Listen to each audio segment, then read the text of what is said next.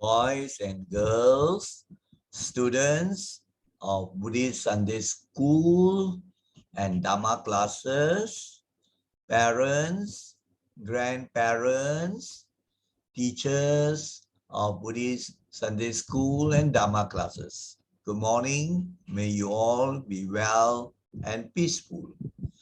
Now, for this lesson, we are going to have another story that has very good moral or life lessons where you can learn and apply in your life so that you will be more happy and peaceful. Now, the story is titled A Crow, a Swan, a Parrot, and a Peacock. A story with a moral. Now, as usual, we will launch the PowerPoint and go over the story, explain to you. Before, at the end, we'll go over some very important moral or life lessons. So now let us launch the PowerPoint. But before that, let us check the setup that it is correct. It's okay. All right, now we can launch that PowerPoint. Now you can see the PowerPoint cover slide, a very colorful and beautiful one. Now, as I said just now, the story is titled A Crow, a Swan, a Parrot, and a Peacock. Now, you can see the picture here, a crow, a black bird, and people regard this as not beautiful. It's just a black bird, a crow you probably have seen sometimes, flying in the sky, or landing on the ground. And then a swan. Now this one, you can swim just like way like a duck. You can also fly, right? And usually it is white in color, right? White swan. It is beautiful also. Then you have a parrot. Now I think you know a parrot is quite colorful and it can be trained to talk using simple words. And sometimes he repeats after you what you have said. Hello, my friend. And he will also reply, hello, my friend, right? And you have seen also a parrot. Some people, keep parrots as pets and they are put in cages at home, So some people keep parrots as pets. And then, of course, you have the most colorful, quite majestic looking, beautiful bird, the peacock. I think you have seen peacocks at zoos, for example, and the feathers are very, very colorful. Some people use the feathers as bookmarks, right? So that's the peacock. So that is this cover slide to explain to you the 4 characters, the 4 types of birds in the story. Now let us go on to the first slide. Once upon a time, there lived a crow in the forest, and he was absolutely satisfied in life. You see, there was this crow in the jungle or forest, and he would fly around looking for his food, and he was quite happy, quite satisfied. Absolutely means very, very, to a very high degree. He was very satisfied really. But one day, as the crow was flying around, he saw a swan. Probably, maybe, in the area where there was a lake, right? Not in the interior of the forest, but maybe on the outskirts or somewhere where there was water. Then he saw the swan, what he said to himself. He said to himself, this swan is so white. I'm so black. This one must be the happiest bird in the world. So he had these thoughts, maybe some envy or jealousy. Then he thinks that the swan is very beautiful compared to him, all black, this swan all white. So he must be very, very happy at his beauty. So that was what he thought. And we will see later on that this type of thinking is not wise, it's not good. So that was what he thought. So let us go on to the next slide, continue the story. So he approached the swan. As I say, you could find the swan swimming on the lake or the pool of water or whatever lah. So he talked to the swan. Of course, in this story, the animals could talk just like Aesop's fables, San Kanchu, Jataka stories. And what did the crow say to the swan? Of course, he said, "You are so beautiful, you are so white, so pretty. I'm so ugly, all black. So I think you must be the happiest bird around lah, right? You must be very happy because of your beauty and you have a white body." But you know what the swan told the crow? The swan said, "I thought I was the happiest bird until one day I saw a most pretty parrot. The parrot has beautiful feathers of different colors. My body is just plain white. I now think the parrot is the happiest bird in creation." So you see, interestingly, the swan has a different idea. So when the crow told him what was in his mind, his thoughts, just now I mentioned, and his reply was, "Oh, that was what I was thinking for a long time until one day I came upon a pretty parrot, a very colorful one. And I noticed the parrot has beautiful colors, multicolors, sometimes 2 colors, 3 colors, 4 colors, very beautiful. I look at my body and say, oh, all white only. So I think the parrot is the happiest bird in creation. He has such beautiful body, So the crow has this answer. So what did the crow do now? Let us look at the next slide. So the crow flew away and went to seek out the parrot, right? So of course he could fly, and then he approached the parrot. Probably the swan told the crow the whereabouts, that means where was the place that he saw the parrot. Then the crow approached the parrot. He began to talk to the parrot. He explained to the parrot why he was not happy. So you know what he would say? He say, "Oh, parrot, you are so beautiful, so pretty. You have beautiful colors on your body. I'm just an ugly black bird. No, I'm not happy. I'm ugly." And he actually told the parrot about his meeting with the swan. So what did he say? He said, "The swan told me you must be the most beautiful and happy creature on earth.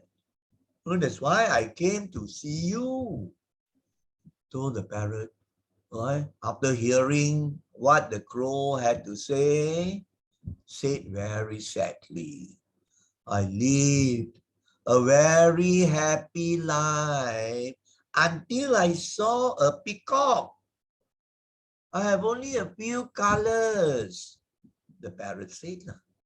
"But the peacock has beautiful colors. He is incredibly beautiful, and he must be the most happy creature. So that was what the parrot said.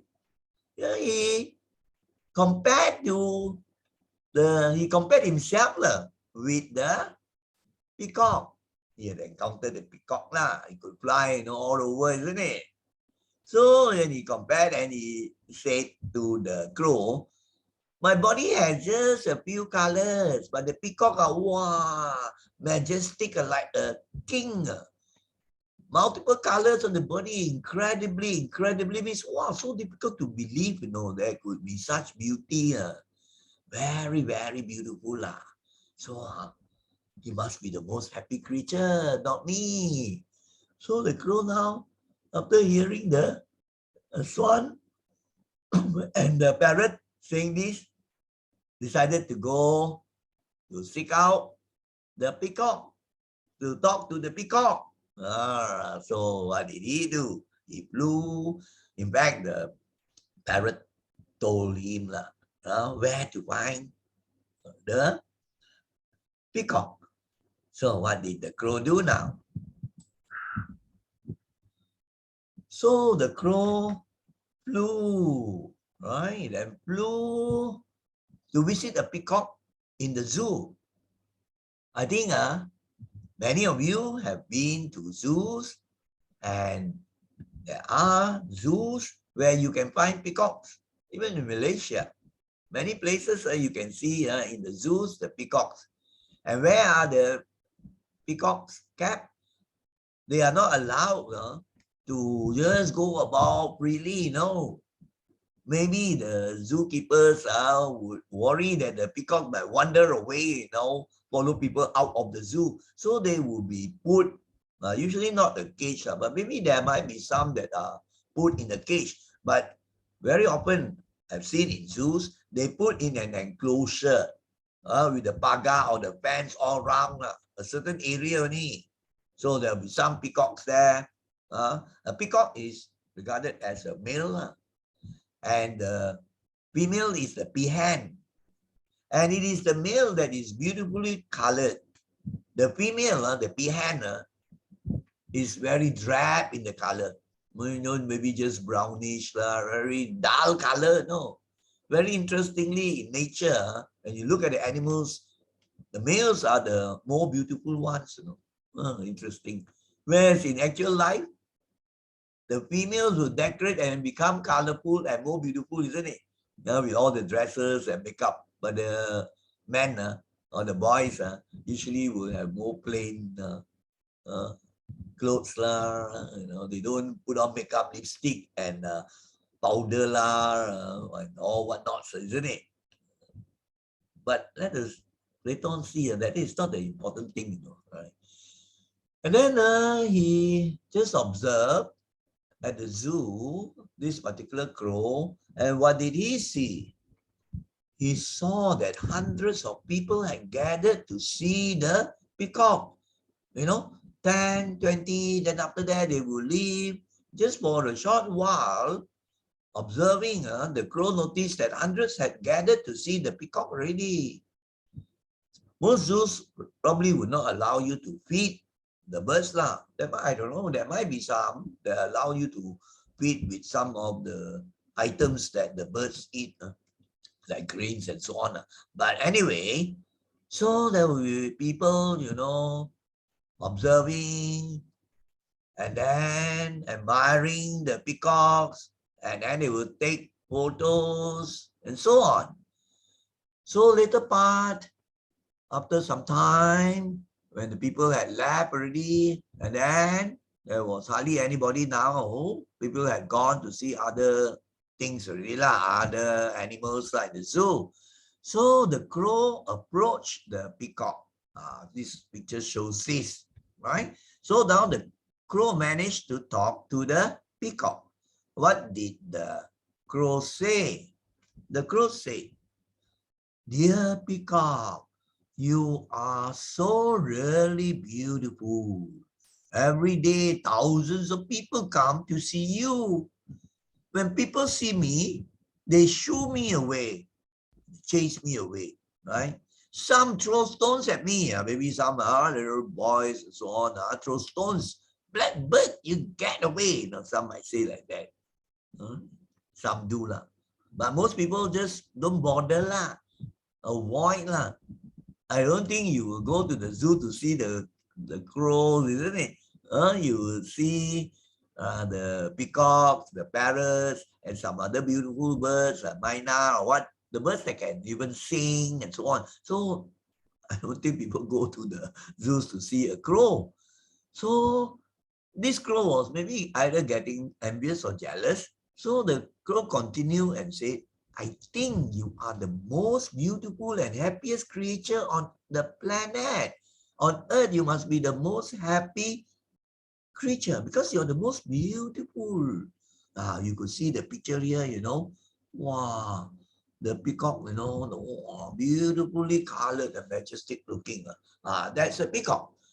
So what did the peacock say now in reply? Let's look at the next slide now. So the peacock replied sadly. The peacock was not happy. He was feeling quite sad, so he replied sadly, I used to think that I was the most beautiful and happy bird in the world. But I am entrapped in this zoo like a prisoner because of my beauty. So what he explained to the crow was this. He says, I'm sort of locked up already, put in the enclosure like a prisoner in a prison, in a cell. Why? Because people regard my beauty as so very important and attractive. So that's why they would catch peacocks and put in the zoo for people to come and see. And of course, we will be just given a particular space, enclosure with a fence. We cannot get out. All our lives have to be there. Sometimes, regularly we will be fed. So I have no freedom. I'm used to earn money for people. In other words, saying that we are just like, showcase of beautiful things for people to see. And then people come to the zoos and then they have paid for the tickets, isn't it? People will pay to enter the zoo. So I'm being used, just like some other animals, to earn money for people. So you see, I have been thinking, I have looked at various birds in the zoo, and I have realized that the crow is the only bird not kept in a cage or enclosure. Probably nearby, you would also have enclosures where you could find some other types of birds. Or sometimes maybe the zookeepers might under control take the peacocks for a walk. I don't know. But anyway, he knew that all the birds there usually will be kept either in a cage or an enclosed space where the fence is there. So I have been thinking that if I were a crow, I could happily roam everywhere. You are very lucky, Mr. Crow. So, of course, the peacock had also seen the crow.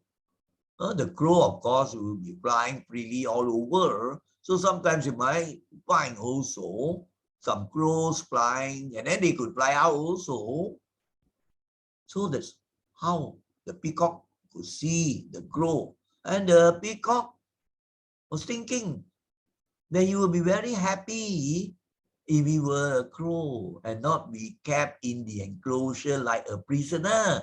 So he told the crow, you are very lucky indeed. So interestingly, isn't it, that different animals think that other animals are more pretty or more beautiful. That basically ends the story.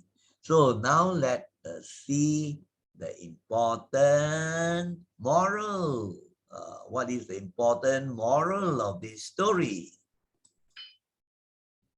Now, of course, I've got this story from the internet, and then I wrote out in simpler words the story, and then found the pictures and make the PowerPoint into a presentation, so that you not only can read the story, but you can actually see the pictures, the images, right?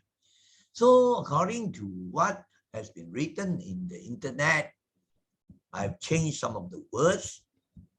The moral lesson, the important life lesson you can learn from this story is, don't compare yourself with others. Be happy with who you are and what you have. That is the most important lesson of this moral story. But there are many other points. So the last slide, we will discuss some other points that might not have a direct link to the story, but a bit connected. And because I want to introduce the Dharma, right? The Dharma points very important. So let us look at this. Don't compare yourself with others and then get stressed out. I will explain more in the last slide. Be happy with who you are, whether you are tall, short, whether your skin is black or yellow or white, right? Whether you are, wow, very, very handsome or very beautiful, or maybe you are not, just you are just average looking, whether you are thin or fat. All those things are not the important things. You have to be happy with who you are. After this, we will explain more in detail using the Dharma. And what you have, you compare, you say, oh, my friend, he has an expensive mobile phone. I don't have. I'm not happy. My friend has a very expensive bicycle. I don't have. My friend has Reebok shoes or Nike, Adidas. Mine is just Bata Power. Compare with others, and then you don't count your blessings. You're very lucky. What about people in Africa? The children there, sometimes no food, no clothes, isn't it? So count your blessings. That's a very important message, right? So now from this story, you see these four creatures, basically birds: the crow, the swan, the parrot, the peacock. Now reflect. You have heard the story. Who is the happy one? Is it the crow? Right? After hearing what the peacock told him, so is he the most happy? Or is it the swan? Or is it the parrot? Or is it the peacock? Probably all four also were not really happy because they could not think like human beings. But of course, in terms of Dhamma, to be born a bird is not a fortunate thing. To be born as an animal is not considered a good state, because animals, as you can see, they have a lot of problems. They are always afraid people will come to kill them, or catch and capture them as pets. And then they are afraid other big animals would, eat them. All sorts of things. Animals are not in a good state in the rounds of rebirth. So who is the happy one? So let us now look at the most important slide, and that is the slide where we learn important moral lessons and also Dhamma teachings.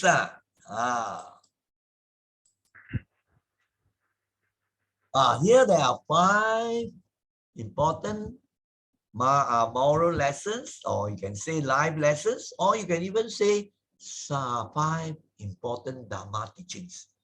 Everywhere we can learn Dhamma. Actually, Dhamma is everywhere. Dhamma is the truth. Of course, in a simple way, we say Dhamma refers to the teachings of the Buddha. The Dhamma explains things of nature, right? You have an understanding of the body, mind, and all things. So That's the most important thing, isn't it? Because this will help us to live more peacefully, more happily, and more meaningfully. So now let us look at the first lesson, or first moral. Don't compare yourself with others and be envious or jealous. This refers to the first point that just now we discussed a bit, the moral of the story, isn't it? Comparing with others, just as in the story, the crow, compares itself first with the swan, then after that with the parrot, then after that with the peacock. You see, no end to this. So the story conveys this quite well. So if you start comparing yourself with others, and what can happen very likely is envy or jealousy can arise in your mind, and you are grumpy and not happy because you will say, yeah, why is the person so blessed?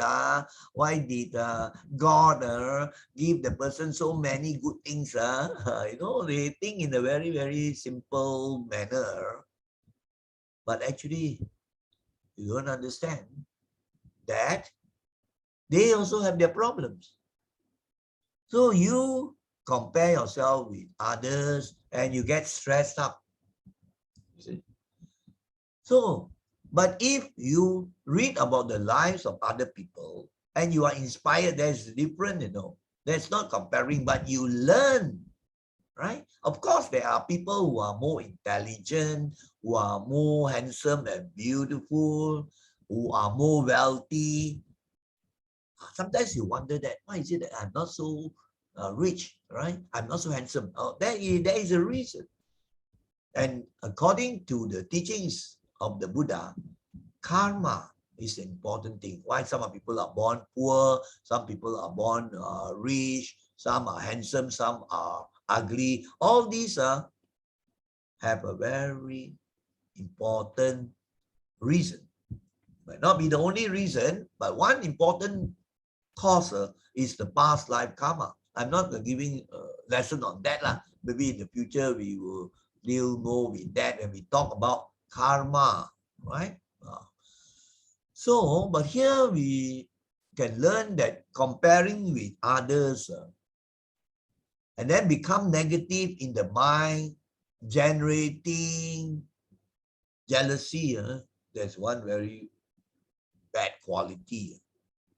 Then this will give rise to unhappiness. And people will always complain. Some children, they complain to their parents because they compare with their friends. And they want now the things that their friends have. I think I posted one lesson many, many months ago already. Probably more than, maybe more than 1 year ago already. Called No Shoes, about this boy always complaining about this point that he has not enough shoes, isn't it? He compares with his friends. His friends has Reebok, has Adidas, but maybe his parents are not so rich. So maybe he has a simple pair of shoes. So he used to complain and complain because he compares, But he doesn't realize he is also very lucky. He has good parents. He has some simple toys to play, right? He has food. He doesn't realize that he only compares certain things. Nowadays, you have this. People compare with their friends about the smartphones that they have. Theirs is not a good model. The friend has an iPhone 7 or 8, I don't know, whatever. And theirs is just a simple one. But they don't understand and cannot be contented, cannot be satisfied, So this way it goes on and on. Then after getting what you want already, then after the next thing you see another person, you compare again. So this is going to make your life miserable. You will not be peaceful. You will not be contented and happy. So that is a very important aspect. And you must also know how to count your blessings. To think this way, oh, I'm very, very lucky. I've read in the mass media stories or newspaper or books and so on. Wow, there's so many unfortunate ones, children born in Africa, some without, hands, without legs, no, not enough food to eat, right? And then some in war-torn areas where they don't have even homes, and the bombs are flying all over, so scary and fearful, isn't it? Don't you think about that, right? And then you say, wow, how lucky I am. So that's why we must know how to think, so that your mind will be strong, positive, peaceful. So that is this first important lesson. Now let us go on to the next one. Everyone has his strengths and weaknesses. Yes. In the world, you have all sorts of people, and mostly all are not enlightened yet lah. To become enlightened, the Buddha is very difficult. So mostly still not enlightened. So everybody has good points and bad points. Some may be not so handsome or beautiful, but they may be quite clever, isn't it? Some not so wealthy, but they are quite good looking. All these actually have reasons when you study Dhamma and understand karma. So everybody has his good points. There may be some also who are very, very clever, but they are rude, impolite, very proud, very boastful. That is the weakness, isn't it? There are some who doesn't know how to use kind speech, proper speech, but actually they are quite helpful. So they are kind, helpful, but don't know how to speak in a polite manner, courteous. They are not courteous. So you see, they have good points and they have bad points. Everybody is like that. You understand? So if that is the case and you know how to think, you too are like that. You have your good points, you have also your weaknesses, and later on you see that it's important that we improve. We learn to correct our mistakes, our weaknesses, and improve, right? And don't be proud of your good points. Or you see, I'm so clever, man. I always get first in the class, That also is not good. Now you are having pride. You're smart, good quality, intelligent, but you are proud. Whereas another boy may not be so intelligent. Different people are different, isn't it? And he just tries his best, but because he is not that intelligent, he doesn't get the results are so good as other people. But he has very important good points. He's kind, he's caring, he's very helpful. And you see that these actually are more important. And then you also may have come across, right? Maybe you are a teenage boy, you see, wow, some girls so beautiful. So then you want to chase after them already. You want to take them as girlfriends. Or maybe the girls vice versa. You think of the boys very, very handsome. Wow, you want this. You forget that beauty is only skin deep. There are more important things. So some of them become like blind already. That's why they say love is blind. So they go and chase for these sort of things, just the beauty. Just like in the story. The black crow thinks that the most important thing is the beauty outside, and you'll see that another point. Then what happens? They fail to see that this beautiful girl or handsome boy has some bad qualities. And among them, very bad temper, selfish, always thinking of himself or herself, not willing to help other people, not caring. But this boy who is chasing this girl, or this girl who is chasing this boy, does not realize that, because he's like blind and he only looks at the beauty only. Then later on, maybe when he's older and he marries such a wife or such a husband, then you see that the regrets come in. You always quarrel with the wife or the husband because the wife is hot-tempered, the husband is selfish, all sorts of problems. Because they don't know what are the important things in life. They only think of external beauty, thinking that if you are very beautiful already, then you'll be the most happy, or you're very wealthy already. But you know in life it's not true. You have so many beautiful or handsome actresses and singers like the K-pop singers. Very beautiful young ladies and young men. Very beautiful. And not only that, very rich and famous. But not happy, not peaceful, and commit suicide. And none of them, I think, learns the Dhamma. So you see how important it is to learn the Dhamma. And this happens all over. You have heard of movie actors, actresses, beauty, yeah. And then very talented singing like Michael Jackson. And then very famous. They have millions of fans, But inside the mind, not happy. Inside the heart, not happy and peaceful. So stressed up, so sad. And then they take drugs. And the end, actually commit suicide. So from here you can see, very important. We have our strengths, we have our weaknesses. That is the important point. But if we know how to deal with the weaknesses, when we understand, then our mind can still be peaceful. Just as the crow. If the crow understands the Dhamma and so on, it will be quite peaceful, happy, won't compare with other people, all right, isn't it? Now let us go on to the next important lesson. Accept yourself positively. Just do your best. That's a very important thing. You embrace yourself peacefully. Accept yourself for who you are. Well, yeah, I'm born not so tall. I'm short. I tend to be no fat. Of course, sometimes being fat is because you have not exercised and you have not controlled your eating, your diet. But sometimes certain things come to you. You're born with the genes there, or we say the karma brings those things. Like, for example, you are born not intelligent. You are very slow in your learning.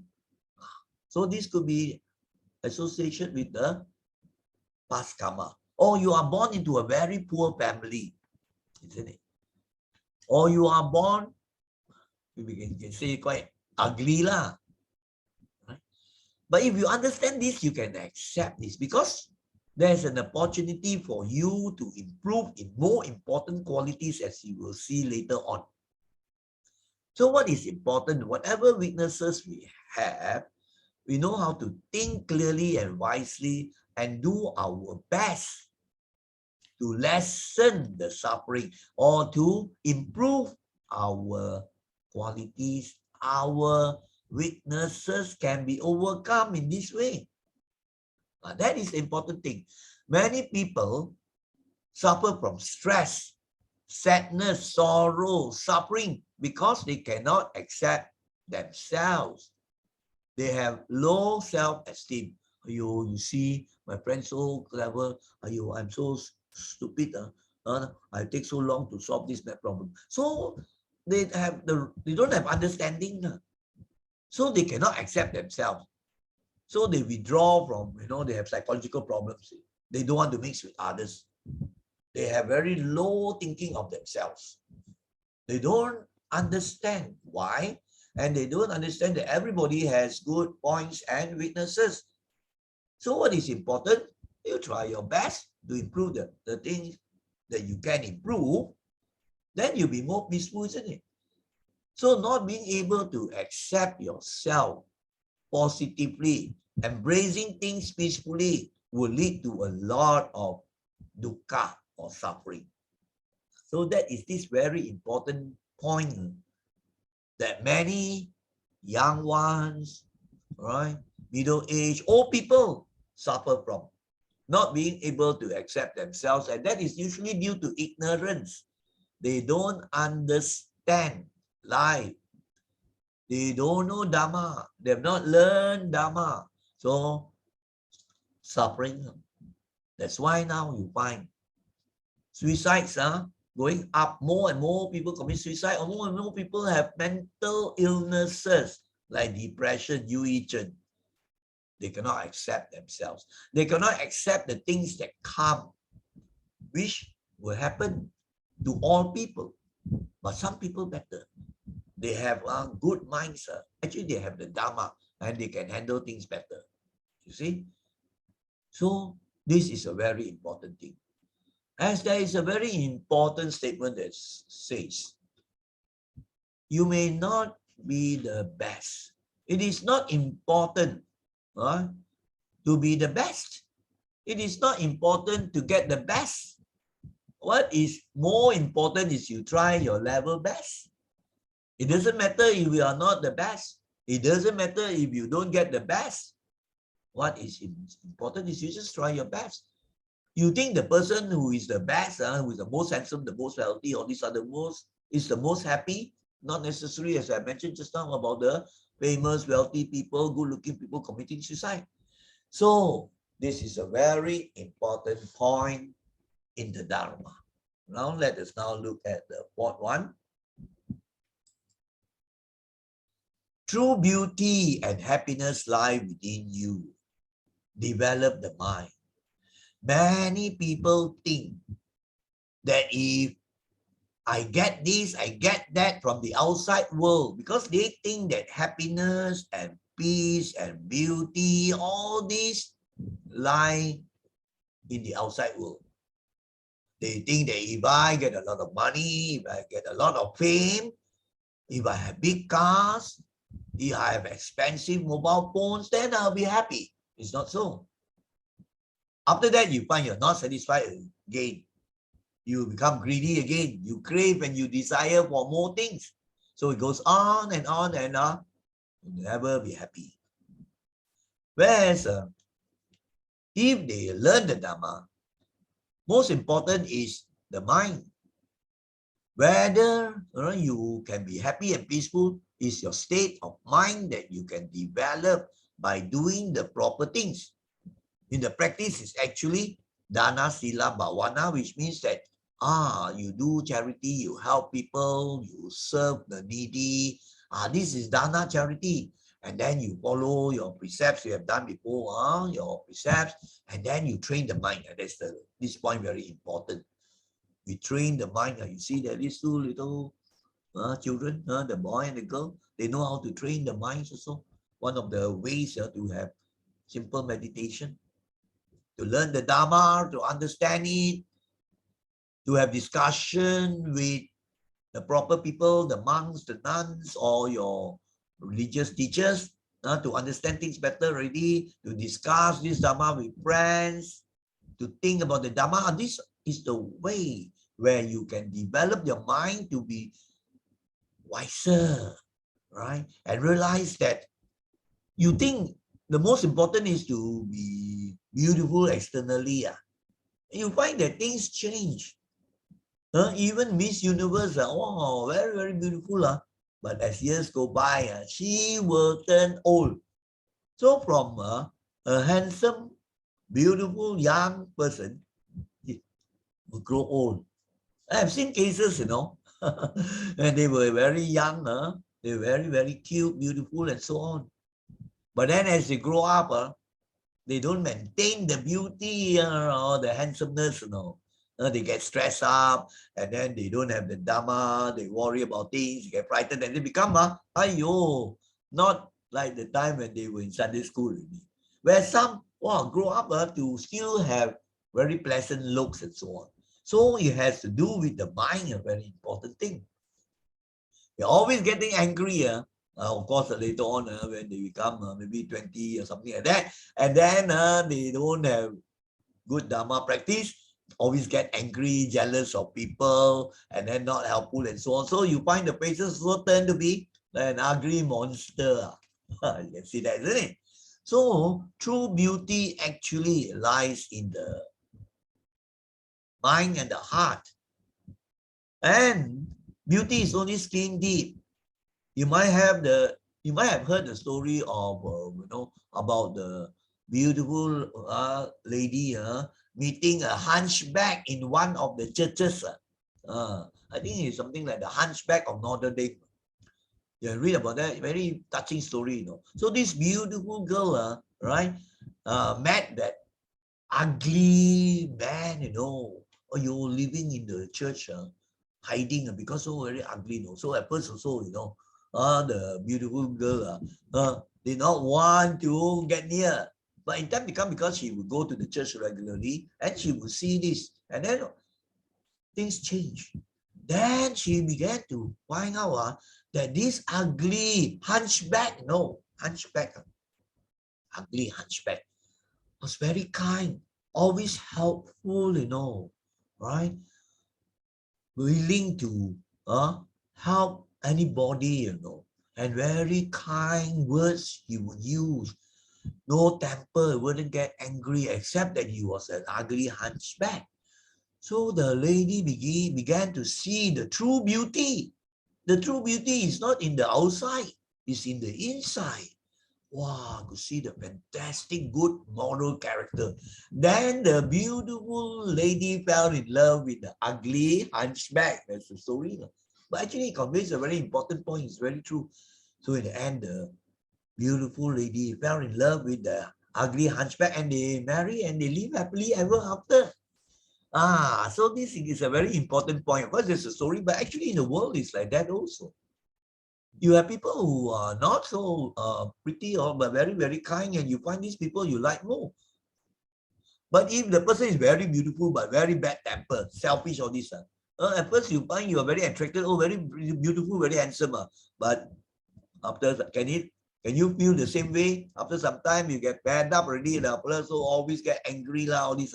That's why you have so many quarrels among husbands and wives and so on, you see. So remember, more important is the inside. Develop the inside qualities.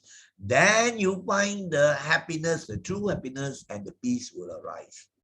So this is a very important message. And there is a way to develop those things. And what is the way? Of course, the most important way in Dhamma teachings is the Noble Eightfold Path, Pachentao. To follow the Noble Eightfold Path, the 8 things that you have to do. I'm not doing this today, but basically it boils down to just now what I told you, to help other people, charity, to serve other people, and then to be morally good, don't do the bad things. I posted this very often, do the good things, no killing, and then no stealing, no sexual misconduct, no lying, no using the harsh speech, or carry tales, malicious speech, no gossip, and then no taking of intoxicants like liquor and drugs. I repeat this so many times because they are very, very important. So you follow these things, and then the last one, meditation, to learn the Dhamma, reflect. All these the mind develops, and then true beauty comes out. Then true happiness and peace comes out. The mind becomes peaceful, contented. Isn't that wonderful? So you see, of course, this is not directly connected, but in a way, it has a link to the story. Then the birds are not happy because they don't have the wisdom. They don't have the Dhamma, isn't it? So that is this thing. Now let's go on to the last one. Character and a good, wise mind are of utmost importance. It's very true. You find today, we have so many problems of the world, you think usually attributed to people who don't have good characters or proper values, proper morality. Now look at certain countries or certain governments where you have corrupted people. They don't have honesty, integrity. They cheat.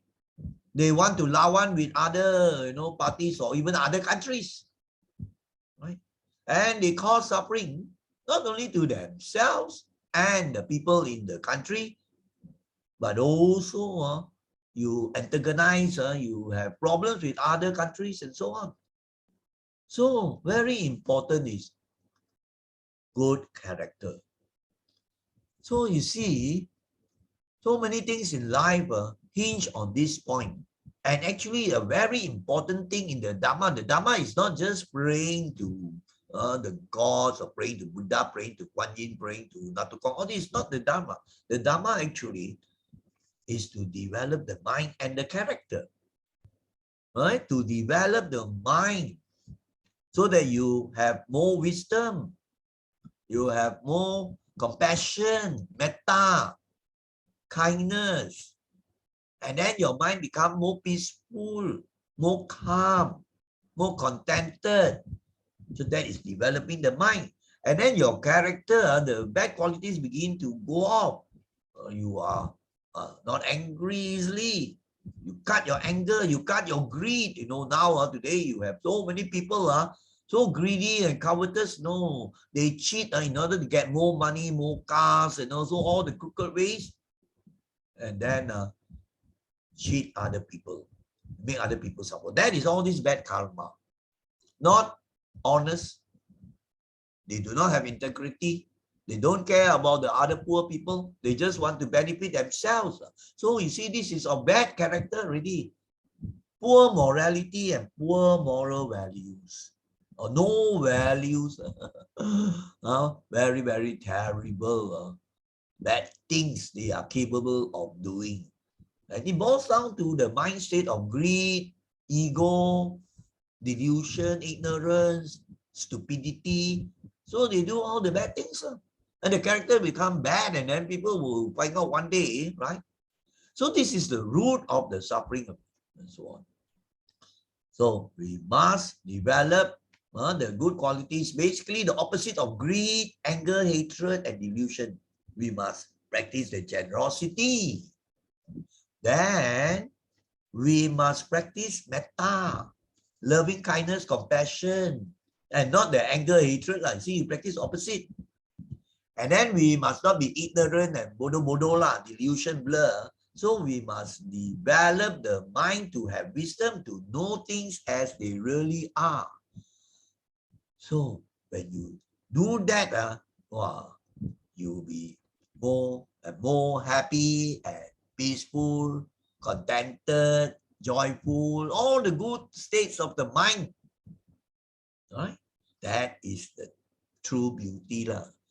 That is the true happiness. Until one day where you wipe out all those negative things of greed, hatred, delusion, and so on, then you become enlightened like the Buddha.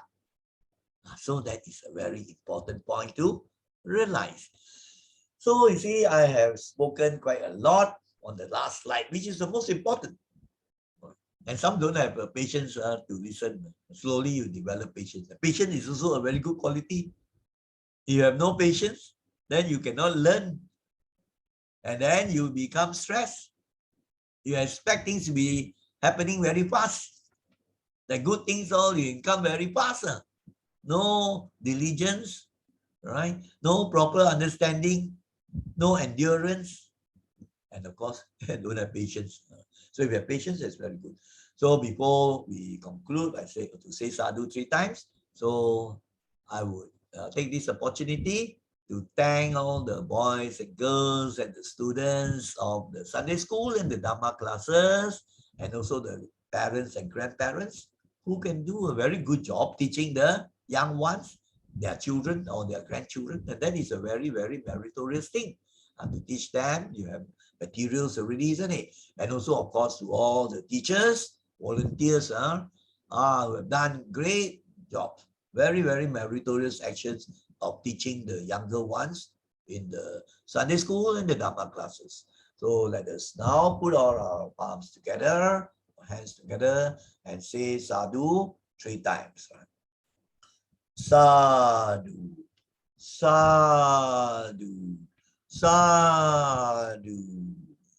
Boys and girls, students, and all who are following these presentations, may you all be well, happy, healthy, and may you all always be with the Dhamma. Take care.